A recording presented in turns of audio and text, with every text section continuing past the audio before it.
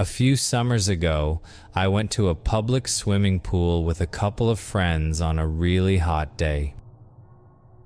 It was one of those outdoor pools that gets busy without ever feeling completely packed, with people spread out between the shallow end, the deeper lanes, and the area around the diving boards. I had been there a few times before, so I already knew the layout, where the deeper section started, where the ladders were, and where it tended to get more crowded. When we got there, everything felt normal. People were swimming laps. Some were just standing in the water talking, and a few kids were jumping in near the edge under the lifeguard supervision. The water looked clear, maybe a little more active than usual because of how many people were moving around, but nothing out of the ordinary. We started off in the shallow end, just cooling off and talking for a bit before moving toward the deeper section. I remember noticing that the pool floor felt slightly smoother than I expected, like it had been recently cleaned or resurfaced. It wasn't slippery exactly, just different enough to notice when you pushed off the bottom. After a while, we moved toward the deep end where it was less crowded. There were a couple of people swimming laps along one side, but most of the space was open. That's when I noticed the drain. It was positioned at the bottom of the deep end, slightly off-center, covered by a metal grate. I had probably seen it before without really thinking about it, but this time it stood out more, maybe because the water was clearer in that section. There was a faint current around it, nothing strong, just a subtle pull you could feel if you stayed in one spot for a second.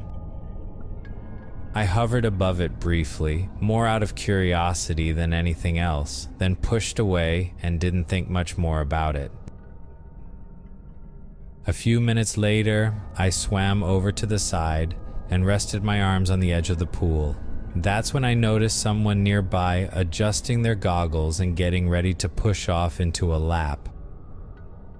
At the same time, a kid climbed up the ladder a few meters away, dripping water onto the poolside tiles before running along the edge toward the diving area. The lifeguard glanced over but didn't say anything right away, probably because it didn't look like a big deal yet. I pushed myself off the wall and started swimming slowly back toward the center of the deep end. That's when I felt something brush lightly against my leg. At first, I assumed it was just someone passing by underwater, but when I looked around, no one was close enough for that. I stopped for a second, treading water, and that's when I felt it again. A slight tug, not strong, but noticeable. It was coming from below.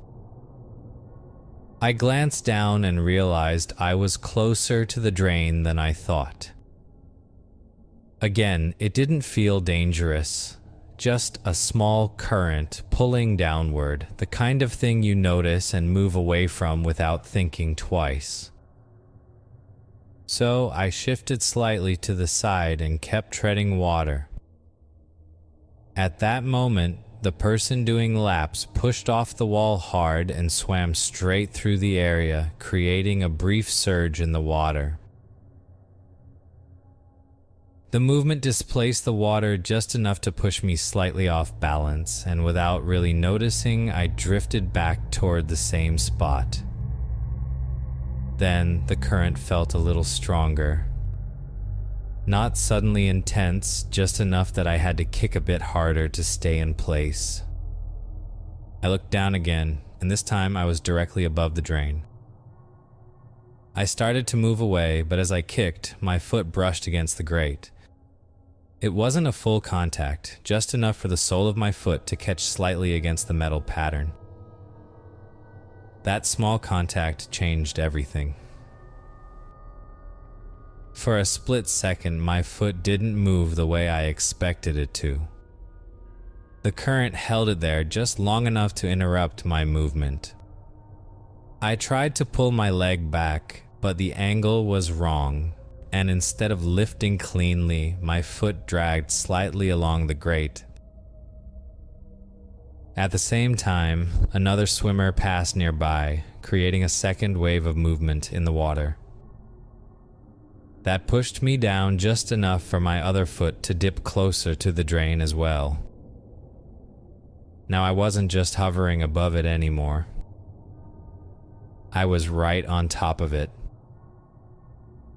The pull felt stronger at that distance, not enough to drag me under on its own, but enough that it interfered with my ability to push away cleanly. I tried to kick upward and backward at the same time, but because my foot had already caught once, my movement wasn't smooth anymore. For a moment, I wasn't moving away at all. I was staying in the same spot. That's when it started to feel wrong. Not panic, just that sudden realization that something simple wasn't working the way it should. I adjusted my body position and tried again, this time angling myself sideways instead of straight up. That broke the alignment with the current just enough for my foot to come free completely. The moment it did, I pushed off harder than I needed to and moved several feet away from the drain. I didn't stop until I reached the side of the pool again. Once I grabbed the edge, I stayed there for a second, catching my breath and looking back toward where I had been. From that distance, it didn't look like anything unusual. Just a normal pool drain at the bottom of the deep end. People were still swimming over it without noticing anything. But I could still feel that brief moment where my movement didn't work the way I expected it to. And that's what stuck with me. It wasn't that the drain was dangerously strong on its own. It was everything else around it. The slight current that was easy to ignore. The position I drifted into without realizing. The contact with the grate at the wrong angle. The movement from other swimmers changing the water around me. Each of those things felt minor on their own.